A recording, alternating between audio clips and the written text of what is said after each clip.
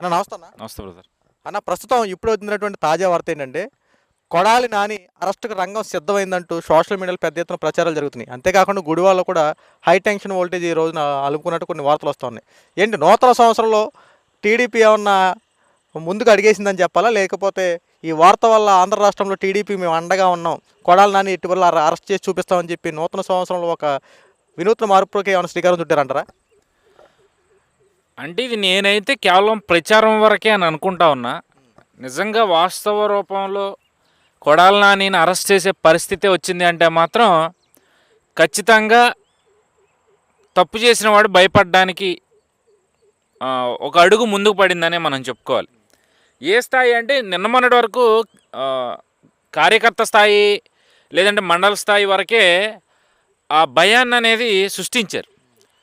కానీ నాయకుల్లో భయం సృష్టించాలి అంటే ఇలాంటి వ్యక్తులను అరెస్ట్ చేయాల్సిన పరిస్థితి ఉంది. అంటే భయపెట్టి రాజకీయం చేయాలా అని మీరు అడగొచ్చు. సార్, ఇక్కడ భయపెట్టి రాజకీయం చేయాలా అంటే ఆ పరిస్థితి తీసుకొచ్చారండి. గత 5 ఏళ్లలో తప్పు చేసినా చేయకపోయినా కేవలం ప్రశ్నించారన్న నెపంతో అరెస్ట్ చేసి వాళ్ళని చిత్రహింసలు పెట్టినప్పుడు ఈ మాటలు ఎవరికి గుర్తురావండి? ఈరోజు కొడాలి నాని అరెస్ట్ విషయానికి వస్తే నిజంగా అరెస్ట్ చేస్తే ఈ ప్రభుత్వానికి సెల్యూట్ చేస్తానండి. ఎందుకంటే అలాంటి నీచుణ్ణి రాజకీయాల్లో ఇక ముందు చూడాలంటే ఇక మా తరం అంటే ఇక మాకు తప్పలేదు. ఇక మాకు వేరే ఆప్షన్ లేక అలాంటి చండాలమైన వ్యక్తుల్ని, అలాంటి గబ్బునోరులు వేసుకుని ఎవరిని ఎలా మాట్లాడాలో తెలియని వ్యక్తుల్ని అసెంబ్లీకి పంపించి వాళ్ళని మంత్రి పదవుల్లో కూర్చోబెట్టి ఆ దౌర్భాగ్యత మా కళ్ళతో మేము చూడాల్సి వచ్చింది. వచ్చే తరాలకి అలాంటి దుస్థితి కలగకుండా ఉండాలి అంటే ఇలాంటి వ్యక్తులు సొసైటీలో తిరిగే కన్నా 7 ఊసల వెనకాల ఉండటం అనేది ఉత్తమం, మేలైన అంశంగా నేను పరిగణిస్తూ ఉన్నా. ఏదైతే యువగళం పాదయాత్రల్లో కొడాలి నానిని కడ్రాయర్ మీద ఊరేగించుకుంటూ అరెస్ట్ చేస్తానని చెప్పి లోకేష్ గారు శపథం చేశారో ఆ శపథం ఎప్పుడెప్పుడు నెరవేరుతుందా అని చెప్పి ఎదురు చూసే వాళ్ళలో మొదటి వరుసలో నేను ఉంటాను అనేది ఇది నేను బలంగా చెప్పగలను.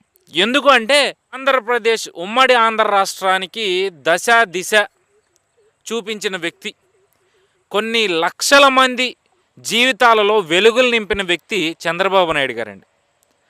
మేబీ అవినీతి చేశాడా చెయ్యలేదా దాని గురించి నేను మాట్లాడను. చేసుంటే ఈ పాటికే కోర్టులు కానీ లేదంటే న్యాయస్థానాలు కానీ న్యాయ వ్యవస్థ కానీ చంద్రబాబు నాయుడు గారికి ఈ పాటికి ఏదో ఒక అరెస్ట్ చేయడమో లేదా ఆయన మీద ఏదో ఒక బలమైన ఏదైతే ఆధారాలో ఈ బయట చూపించే పరిస్థితి కనిపించేది. కానీ ఇప్పటి వరకు అలాంటివి కనిపించలేదంటే ఆయన ఎంత నికార్సైన వ్యక్తో మనం అర్థం చేసుకోవచ్చు. మరి అలాంటి వ్యక్తి రాష్ట్రాన్ని నిర్మించుకుందాం, విడిపోయిన ఆంధ్ర రాష్ట్రాన్ని నిర్మించుకుని దేశానికే రోల్ మోడల్గా అమరావతిని మనం నిలుపుకుందాం అనుకున్నప్పుడు దాని మీద కసరత్తు చేస్తున్న సమయంలో లేదంటే రాష్ట్రానికి మొదటి నవ్యాంధ్రప్రదేశ్ ముఖ్యమంత్రిగా ఆయన ఎన్నికైనప్పుడు నువ్వు ఆయన గురించి గొప్పలు చెప్పకపోయినా పర్వాలా, నువ్వు వేరే పార్టీలో ఉన్నావు, మీ అధినాయకుడు మెప్పు పొందాలి అంటే తిట్టడం ఒకటే మార్గమా? చంద్రబాబు నాయుడు గారిని తిడితే సరే రాజకీయాలు ఇవన్నీ కామన్ కదా అని వదిలేసేవాళ్ళం. ఆయన కొడుకుని తిడతావు, వాళ్ళ ఇంట్లో ఉన్న మహిళలను తిడతావు, చంద్రబాబు నాయుడు గారి భార్యని, లోకేష్ గారి భార్యని, ఇంట్లో ఉన్న ఆడవాళ్ళందరినీ తిడతావు. నీకు 2 కూతుళ్ళు ఉన్నారు, నీకు ఇంట్లో ఒక భార్య ఉంది, మాట్లాడేటప్పుడు జాగ్రత్తగా మాట్లాడవే అని చెప్పి ఎన్నో సందర్భాల్లో ఎంతోమంది చెప్పారు. కానీ ఏ రోజు ఈ మనిషి వినలా, నోటికి ఎంత వస్తే అంత మాట్లాడాడు. అంతేకాకుండా దొరికిన గడక దోచుకున్న పరిస్థితి. ఈరోజు గుడివాడలో తన కార్యాలయం ఏదైతే నిర్వహిస్తూ ఉన్నాడో అది ఒక సినిమా థియేటర్. గతంలో ఒక సినిమా థియేటర్ని ఈయన వైఎస్ జగన్మోహన్ రెడ్డి ముఖ్యమంత్రి అయిన తర్వాత దాన్ని బలవంతంగా లాక్కుని తన పేరు మీదకి మార్పించుకుని అక్కడ కార్యకలాపాలు చేస్తూ ఉన్నాడు. అంతేకాకుండా నాకు కనుక పదవి ఉంది అని, నేనే కనుక మంత్రిని అని చెప్పి ఆ పదవులను అడ్డం పెట్టుకుని తినానుచరులతో అప్పటి ప్రతిపక్ష నాయకుడు గుడివాడ నియోజకవర్గానికి రావి వెంకటేశ్వరరావు గారి కార్యాలయాన్ని దాడి చేసి తగలబెడుతుంది కాకుండా తిరిగి ఆయన మీద కేసులు పెట్టిన పరిస్థితి. మరి అలాంటి వ్యక్తులందరినీ చూస్తూ ఊరుకోవాలా? సో గతంలోనే దాదాపుగా 14 మంది కొడాలి నాని అనుచరులను అరెస్ట్ చేసిన పరిస్థితి. నిన్న ఆయన ప్రధాన అనుచరుడు కాళీ అనే వ్యక్తిని అరెస్ట్ చేసిన పరిస్థితి. సో వీళ్ళందరూ కూడా అరెస్ట్ చేసిన తర్వాత ఏం చెప్తున్నారయ్యా అంటే ఆ దాళ్లన్నీ కూడా కొడాలి నాని చేయమంటేనే చేశాము అని చెప్పి వాళ్ళు బల్లగుద్ది చెప్తా ఉన్నారు. సరే రేపు కోర్టుకి వెళ్ళిన తర్వాత వాళ్ళు మాట మారుస్తారా మార్చరా అనేది పక్కన పెడదాం. బట్ ఇప్పటివరకైతే వాళ్ళు ఈ అంశం ఖరారు చేశారనేది చాలా స్పష్టంగా వినిపిస్తూ ఉంది. మరి వీళ్ళు చెప్పిన ఏదైతే మాటలు ఉన్నాయో వాటిని పెట్టుకుని వాటిని ఆధారాలుగా చూపిస్తూ కొడాలి నానిని అరెస్ట్ చేయొచ్చు కదా అని మీరు అడగొచ్చు. సరే ఇవి సరిపోవండి కోర్టులకి. ఈరోజు వాళ్ళు ఇక్కడ చెప్పారు, రేపు కోర్టుకు వెళ్ళిన తర్వాత మాతో బలవంతంగా చెప్పించారని చెప్పారు అనుకోండి, ఆ సాక్ష్యాలు అక్కడ చెల్లవు కదా. సో కొడాలి నానిని అరెస్ట్ చేయాలి అంటే బలమైన సాక్ష్యాధారాలు కావాలి. మనం గతంలో చూసుకుంటే గన్నవరం నియోజకవర్గం టీడీపీ పార్టీ ఆఫీస్ మీద వల్లభనేని వంశీ అనుచరులు ఏ విధంగా రాక్షస ఆనందం పొందుతూ దాడి చేశారో, నిప్పు అంటించారో, వాళ్ళ వ్యక్తుల్ని ఈ కూటమి ప్రభుత్వం అధికారంలోకి రాగానే అరెస్ట్ చేసినప్పుడు కూడా ఇదే ప్రచారం నడిచిందండి. వల్లభనేని వంశీని అరెస్ట్ చేయబోతున్నారు, అందుకే అతను పారిపోయి దాక్కున్నాడు అని చెప్పి. సో మేబీ ఆయన ఉండుంటమైతే ఖచ్చితంగా అరెస్ట్ జరిగి ఉండేదేమో. ఆయన వెళ్ళి ఎక్కడో విదేశాల్లో దాక్కోవడం, బెయిల్ వచ్చిన తర్వాత ఆయన బయటికి రావడంతో ఆయన కొంత సేఫ్ అయిపోయారు.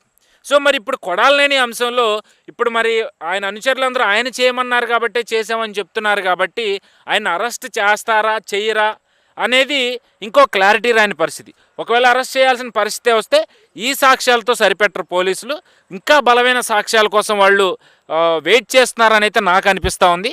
ఖచ్చితంగా ఆ సాక్ష్యాధారాలు దొరికిన రోజున కొడాలి నాని వల్లభనేని వంశీ లాగా పారిపోయి దాక్కున్నా వచ్చిన రోజున అరెస్ట్ చేస్తారు.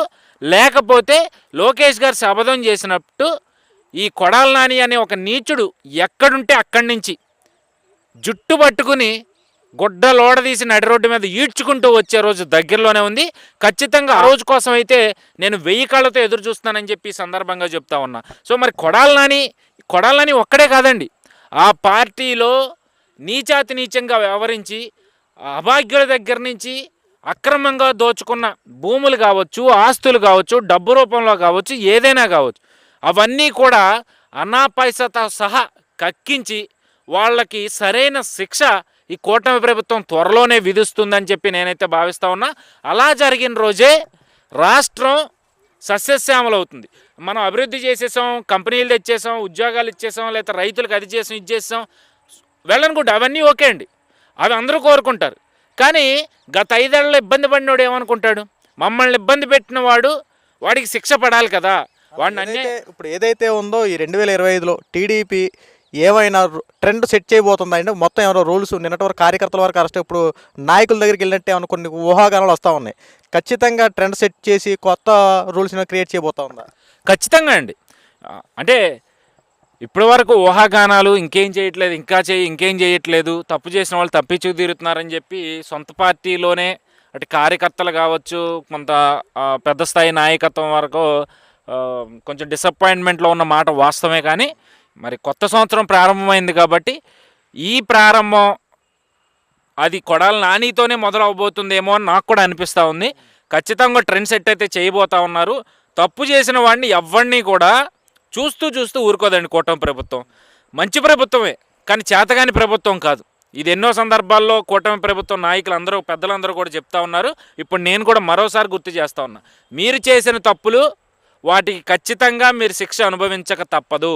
ఆ రోజు అయ్యా అని మీరు కాళ్ళు పట్టుకున్నా సరే మిమ్మల్ని కాపాడడానికి ఆ దేవుడు కూడా దిగిరాడు. తాడేపల్లి ప్యాలెస్లో మియాం అంటూ దాక్కుంటున్న జగన్మోహన్ రెడ్డి అయితే మీ కంటికి కూడా కనపడ్డు.